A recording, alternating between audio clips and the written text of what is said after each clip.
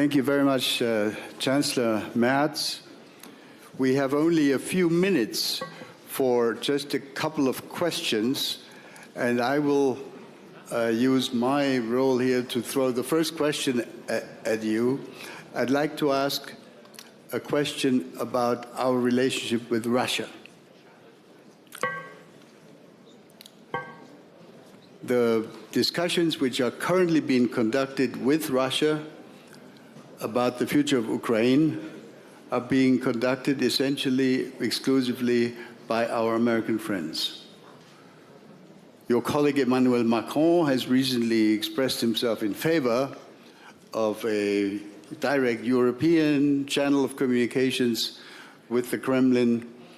You have expressed, if I can put it that way, doubts about the usefulness of that.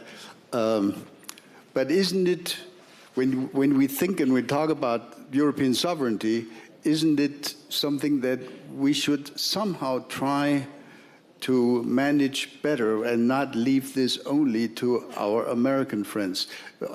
Give us your views. Wolfgang, many thanks for this important question. And this is a question we ask ourselves almost every week and every month.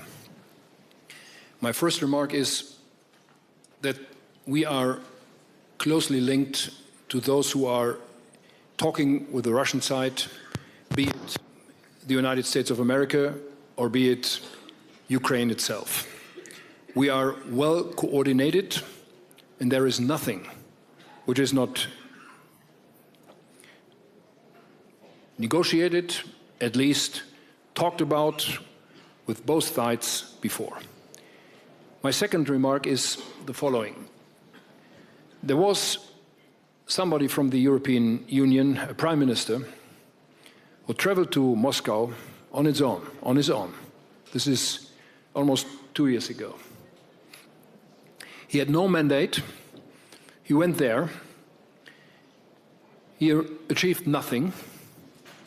And the week after, we saw the heaviest attacks on civil infrastructure, on private homes, on hospitals we had ever seen until this time. So if it makes sense to talk, we are willing to talk. But as you can see with the American side, Russia is not yet willing to talk seriously. And my personal guess is, this is my personal view, that this war will only end when Russia is at least economically, potentially militarily exhausted. We are approaching this time, but we are approaching this time. And I said that in my speech, that we did a lot to achieve that, but we are not yet there. Russia has to give up this terrible war against Ukraine. And we have to do everything what is needed to bring them to the point where they see no further advantages for them to continue this terrible war. We are not yet there, but look, this war is now lasting longer than the Second World War. It's terrible. Russia has it in its hand to stop it. But we have it in our hand, and this is America and Europe and Ukraine together, to bring them to this point, to stop it. And we have to do everything what is possible in our hands to do that. Militarily, economically, politically, diplomatically, whatever. And if it makes sense to talk, we are ready to talk.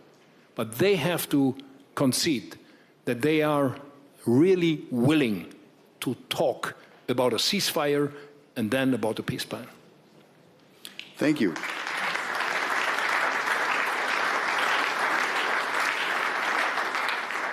We have time for one or two questions from the audience. Who will pose the first question? Please, where's the microphone? Microphone. Gentleman in the second row. Please be kind enough to identify yourself. Yes, well, thank you very much. I'm the president of Montenegro. Dear Chancellor, I do want to ask you, what do you think, what is in your opinion the baseline scenario about the dynamics of the EU accession? You know that Montenegro is one of 10 candidate countries that are currently interested to join the club? And do you believe that also the enlargement of the Union is another part of making Europe more competitive on the world stage? Thank you very much. Definitely, the answer is yes. And Ursula von der Leyen and myself, we are completely agreeing on that. We have promised the accession to become member of the European Union to many countries, especially in your region. And we had our meeting in December with the West Balkan states and the European Council in Brussels.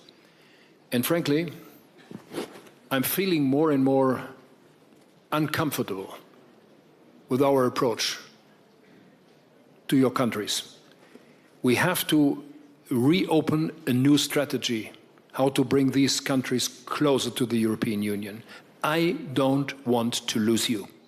You are part of the European continent, and therefore you are potentially part of the European Union. And I know that this is a consensus. There is an elephant in the room. Everybody knows that here in this room, who is against it. But we have to overcome that. This is, until now, it's unanimous vote in the European Council to open the next chapter.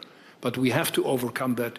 And the latest after the election, which will take in April, hopefully we will be able to open the next chapters and to bring you closer and closer to the European Union at the very end as members. Chancellor Merz, thank you so much.